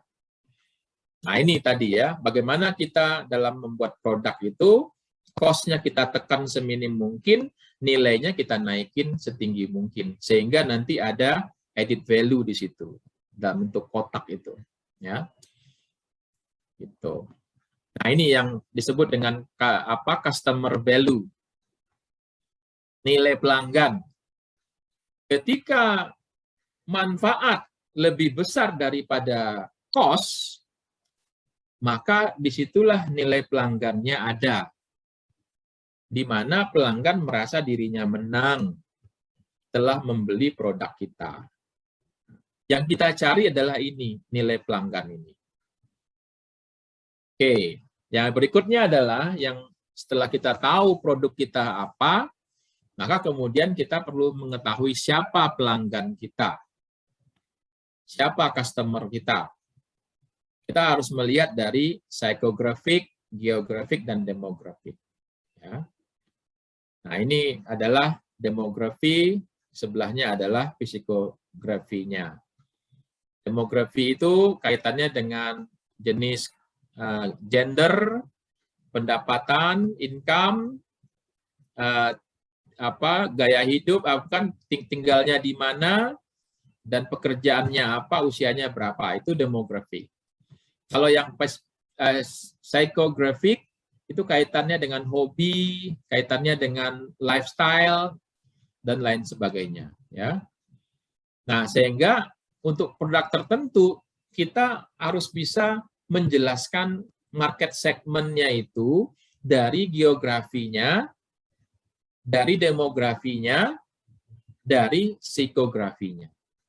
Jadi pernyataan market segmen kita adalah yang berarti anak muda, tentang usianya 15-25 tahun, terus psikografinya well educated, orangnya terdidik, dan gaul, sociable. Dan kemudian secara geografi mereka tinggal di Kota Bekasi. Ini untuk produk apa? Nah, jadi saudara pun juga nanti perlu ketika menemukan sebuah produk dari dropship-nya, kira-kira siapa target pasarnya? Coba deskripsikan target pasarnya berdasarkan kepada geografi, psikografi, dan demografinya. Gitu kira-kira. Ya. Nah, digital marketing apa itu digital marketing? Silakan nanti dibaca di Word. Ya, saya belum untuk mahasiswa Bina Insani, saya belum posting di e-kampusnya, tapi kalau untuk yang PMM, saya sudah posting di Spada. Ya, silakan nanti dibaca. Intinya adalah digital marketing ini adalah ketika kita menggunakan media-media digital yang berbasis internet gitu ya, dalam kegiatan pemasaran kita itu sudah disebut dengan digital marketing. Kita menggunakan email, kita menggunakan sosial media, kita menggunakan kayak YouTube video untuk beriklan, itu sudah digital marketing gitu ya. Nah, untuk itu produk kita harus punya slogan ya kayak gini, Honda dia punya the power of dreams dan lain sebagainya. Nah, ini adalah kegiatan digital marketing itu ada email marketing, ada search engine optimization, social media marketing, landing page management, content, PPC, paid marketing services, analytic and reports. Ini semua adalah kegiatan yang dilakukan di digital marketing. Salah satunya tadi yang saya sampaikan, kita memiliki website atau home atau landing page namanya. Kemudian nanti kita belajar bagaimana cara kita beriklan ya di media-media sosial dan bagaimana kita menggunakan media sosial kita untuk melakukan kegiatan digital marketing itu sendiri. Nah, ini adalah marketing funnel ya. Marketing funnel itu sebenarnya adalah bagaimana kita melakukan kegiatan-kegiatan periklanan ya di internet gitu ya. Untuk menggiring orang-orang dari aware, dari sekedar tahu, digiring menjadi interest, tertarik, digiring menjadi berhasrat, sampai akhirnya dia beli. Nah, caranya gimana? Itu marketing funnel. Kita bangun marketing funnel kita itu, gimana caranya aware dari email blast, ya, kita email orang kurang lebih 10.000 orang kita email. Dari email itu nanti kita giring, kita kasih link website kita ke mereka yang 1.000. Nanti yang akan mengklik karena tertarik dengan email kita itu berkunjung ke website kita paling hanya 5.000 interest gitu. Dari website itu kita ajak dia untuk melakukan kegiatan misalnya gabung pada WA group agar kita diskusi gitu ya. Paling menjadi misalnya 1.000. Jadi ada 1.000 orang yang berhasrat gitu. Nah, dari 1.000 itu masuk WA grup kita gitu ya. Kita lakukan kegiatan penjelasan produk seperti apa, mengedukasi pasar kita, sampai yang akhirnya beli paling cuma hanya 500 orang. Berarti kita dari 10.000 hanya mampu menjual 500 unit. Nah, ini adalah disebut dengan marketing funnel. Dari jumlah yang besar, mengerucut kecil, dan lebih kecil lagi, sesuai dengan konsep awareness, interest, desire, dan action. Nah, biasanya pada tataran awareness, kita menggunakan aplikasi MailChimp. Silakan nanti dicari MailChimp itu apa. Ya, logonya kayak logo monyet gitu. Ya. MailChimp. Di situ kita bisa melakukan WA blast dengan MailChimp. Yang penting kita dapat emailnya. Jadi ketika ketemu sama orang, kalau kita pebisnis digital, yang pertama sekali kita cari tahu itu emailnya. Karena dari email nanti kita bisa melakukan kegiatan-kegiatan sosialisasi produk.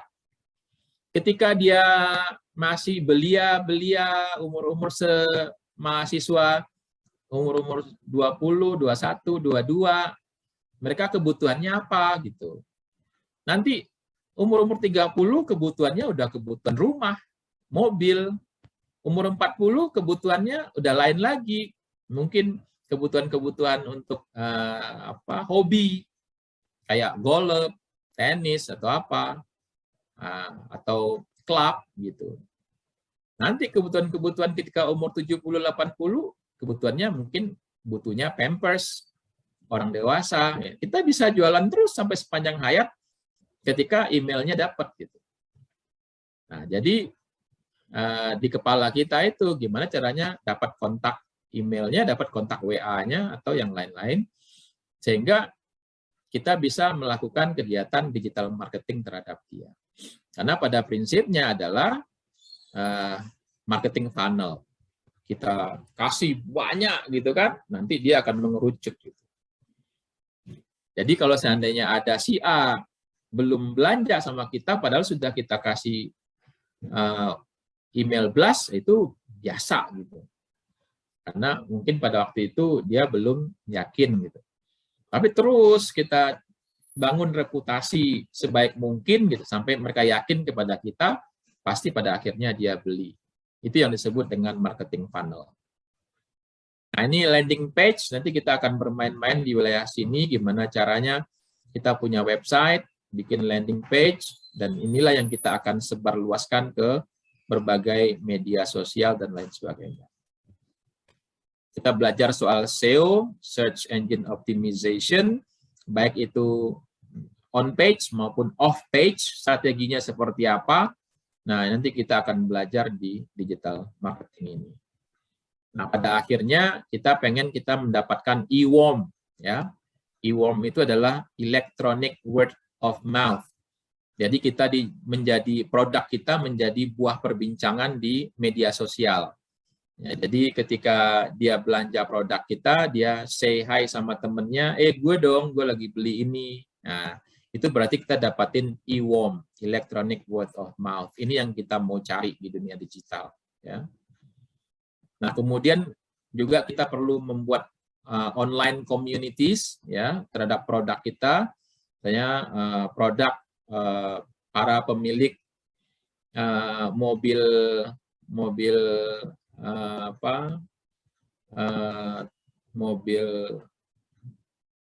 Mercedes misalnya, atau mobil Fortuner, klub pemilik mobil atau barang apa gitu, klub pemilik jam tangan apa, itu bisa dibuatkan online communities-nya.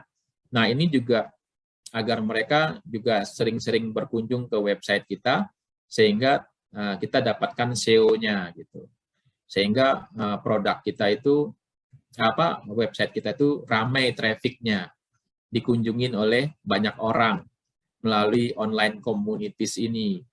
Nah, ketika kita banyak dikunjungin orang, traffic kita besar, maka SEO kita menjadi bagus. Nah, hal ini yang kita akan pelajari di digital marketing. Mungkin itu, sekiranya ada pertanyaan, silakan ditanyakan, berani bertanya ya, karena ini adalah media kita untuk berani. Silakan kalau yang berani bertanya. Gagap-gagap pun juga nggak masalah, nyantai aja, nama kita juga belajar, silakan. Nah, silakan bertanya. Sebelum ini saya minta saudara untuk berdiskusi dalam kelompok-kelompok yang saya buat di breakout rooms ya. Monggo silakan. Izin bertanya, Pak. Ya, silakan, siapa namanya? Sebelumnya perkenalkan, nama saya Miftah Lagri Farhan dari kampus Universitas Syahkuala atau Unsia di Banda Aceh. Jadi ini mau sedikit bertanya, mungkin kurang jelas ataupun mungkin udah pernah tadi Bapak jelasin, mungkin lebih tanya lagi gitu kan Pak. Itu gimana sih cara kita membuat atau ngebangun kayak branding yang memang ibaratnya apakah kita ngebangun branding nih memperkenalkan ke masyarakat, apakah memang harus personal branding dulu atau kita memperkenalkan branding kita dulu? Kadang kan ibaratnya contoh kayak mungkin banyak yang kita lihat itu kayak artis, mereka buat branding itu langsung terkenal. Nah, tapi kalau kita kayak yang biasa-biasa aja buat branding itu kan belum tentu. Kadang orang yang kayak bentuk branding dulu untuk memperkenalkan brandingnya dulu, baru tuh ke personal. Nah, itu gimana Pak menurut Bapak? Maksudnya ngerti nggak nih pertanyaan saya Pak? Iya. Ini berarti bukan produk ya, tapi ini orang nih. Biasanya ini untuk selebriti ataupun politikus, ya. Jadi brandingnya ini lebih ke arah ke personal branding, ya, bukan brand produk brand ya, tapi adalah branding untuk orang gitu. Ya, jadi ini kepentingannya biasanya untuk konsultan, lawyer, ya, selebriti, sama politikus. Ya. Gitu nggak kira-kira maksudnya, Miftahul? Lebih maksudnya gini sih Pak, mungkin maksudnya gini Pak, lebih ke bukan personal brandingnya tuh maksudnya mereka buat brand nih, buat produk gitu kan Pak. Kadang kan kalau mereka yang memang udah terkenal gitu kan gampang gitu Pak, mereka memasarkan karena kan ibaratnya udah ada namanya gitu Pak. Nah tapi kalau kayak kita gini buat branding atau kayak buat produk gitu kan mungkin perlu tahap prosesnya itulah, memperkenalkan ke masyarakat, ibaratnya tahapannya gitu Pak. Kadang ibaratnya bedanya gitu kan, bedanya kita kayak mana sih gitu kan, biar apakah kalau kita nih orang biasa bentuk personal branding dulu atau produknya dulu yang kita kita kenalkan gitu Pak. Ya berarti saya salah pemahaman soal istilah personal branding gitu ya. Kalau personal branding itu adalah brand untuk orang. Jadi mungkin bukan, tetap aja kita pakai istilahnya produk brand atau brand dari sebuah produk aja ya. Oke. Jadi kalau itu yang dimaksud ya. Tapi sebelum saya menjawab, saya bisa lemparkan ke teman-teman di sini ya, kalau yang sudah paham. Jadi bagaimana caranya brand itu betul-betul belum ada gitu, maksudnya baru muncul gitu ke permukaan. Kalau yang sudah ada itu kan enak, dia sudah tinggal ini aja gitu ya, tinggal terbang gitu kan. Nah, bagaimana caranya kita memperkenalkan brand kita ke masyarakat? Ada nggak yang bisa jawab? Ya Pak, kayak ibaratnya ya pelah startup gitulah Pak. Ya, betul. Ya, silakan siapa yang bisa jawab? Ayo. Izin coba menjawab, Pak. Silakan Aisyah. Ya, mungkin ini sedikit apa ya, Pak, kayak tahu dari teman gitu, karena beliau juga lagi membangun startup gitu. Yang saya lihat tuh beliau tuh memulai dengan cara memberikan promosi ataupun mengenalkan ke masyarakat bagaimana brand dia ini. Apa saja kelebihan brandnya, jadi untuk menarik pelanggan atau konsumen dengan cara promosi gitu Pak. Jadi agar brand itu bisa dikenal dengan oleh masyarakat Pak. Bisa dengan memberikan diskon atau beli satu gratis satu dan lain semacamnya Pak. Itu yang saya tahu Pak. Terima kasih Pak. Oke, bagus. Itu salah satu hal yang bisa dilakukan menurut Aisyah. Siapa lagi yang bisa menambahkan dari uraian Aisyah tadi? Silakan. Saya Pak. Ya, silakan Nathanael Asafito. Dari mana nih? Dari Sekolah Tinggi Ilmu Ekonomi Makassar, Pak. Oke, silakan. Mungkin dari saya, kita memanfaatkan media sosial dan memberi tahu kepada masyarakat bahwa kita mempunyai brand atau memanfaatkan popularitas seperti kayak selebgram Pak atau artis-artis TikTok begitu buat memasarkan produk-produk kita. Mungkin itu saya Pak. Oke, terima kasih Nathanael. Ya, ayo siapa lagi yang mau bantuin Miftahul ya? Izin menjawab, Pak. Oh, silakan, silakan. Siapa nih? Aldisyah ya? Ya, Pak. Perkenalkan, Ya. nama saya Muhammad Ali Syarahman, Pak. Ya. Mungkin dari pertanyaan yang dari lontarkan, jawaban saya lebih tepatnya simpel sih dari satu kata, yaitu stok. Kita membicarakan stok, di mana kalau si customer ini belum punya, kita akan menawarkan stok yang mereka butuhkan. Dan juga tergantung produk yang kita jual, seperti contoh, mungkin kita lebih ke produk digital, mungkin juga bisa brand teknologi atau apa. Nah, kita bisa melakukan pendekatan terhadap customer dari mulut ke mulut atau dari sebuah komunitas, yang dimana komunitas ini juga akan membuat brand kita semakin naik. Nah, setelah dari itu juga baru kita membicarakan stok. Contoh, kita dari sederhana menjual pulpen.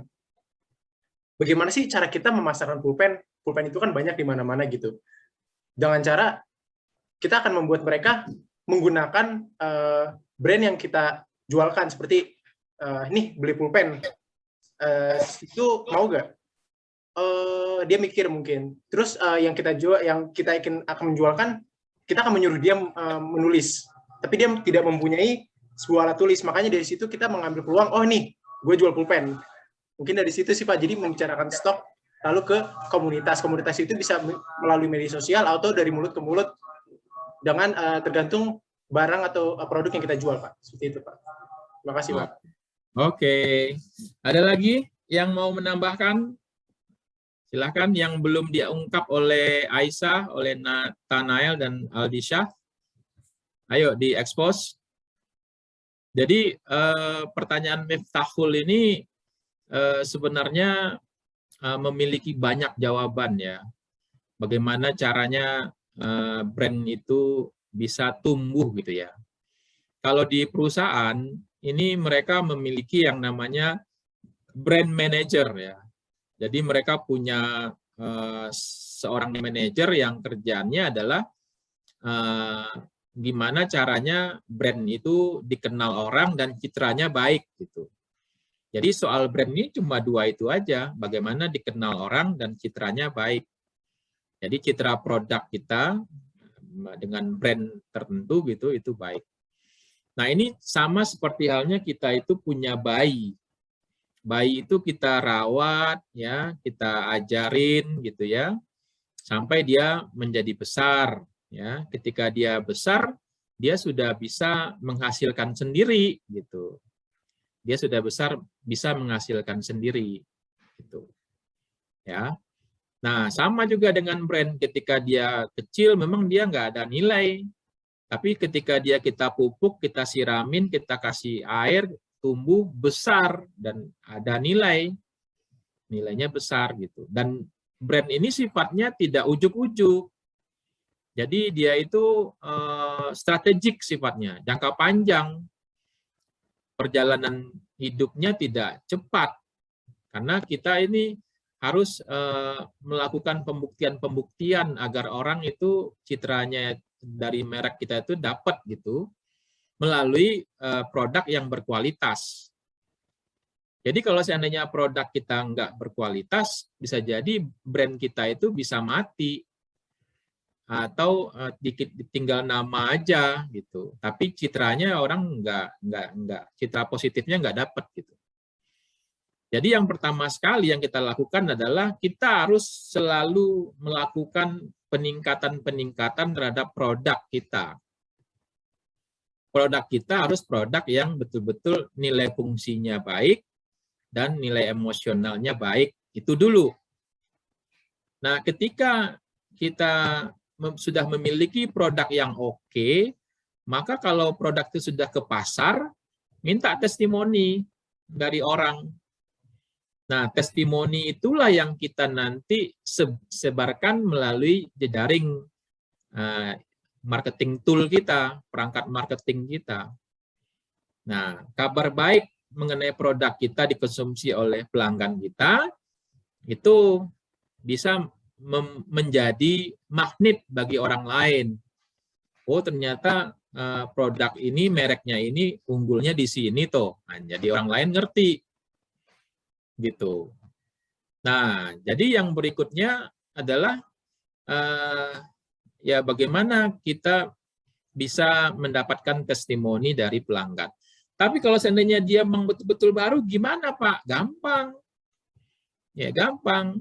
Kasih tester orang-orang yang kita anggap berkelas gitu.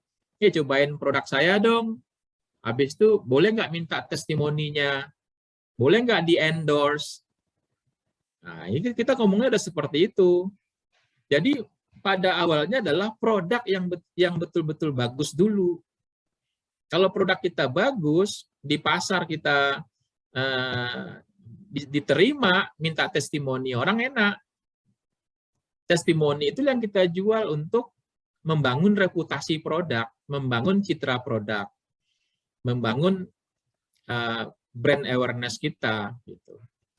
Tapi kalau seandainya belum ada pelanggan, Pak, masih pemula, masih baru, ya tester aja ke orang-orang tertentu yang kita anggap tokoh masyarakat kah, yang opinion leader lah. Ya. Yang opinion leader lah. Nah, dari opinion leader itu, nanti kita buatkan testimoni. Nah, testimoni dari tester kita itulah yang kita akan blow up. WA blast, ya, email blast, YouTube, segala macam. Nah, dengan demikian kita bisa mengangkat terus hidupnya, ya, bagaikan bayi dari tidur, telentang, merangkak, berjalan, berlari. Nah, gitu kira-kira jawabannya Miftahul Agri. Terjawab kira-kira? Alhamdulillah terjawab, Pak. Terima kasih banyak nih, Pak, dan teman-teman yang lain juga. Siap. Ada lagi yang lain? Silakan ditanyakan.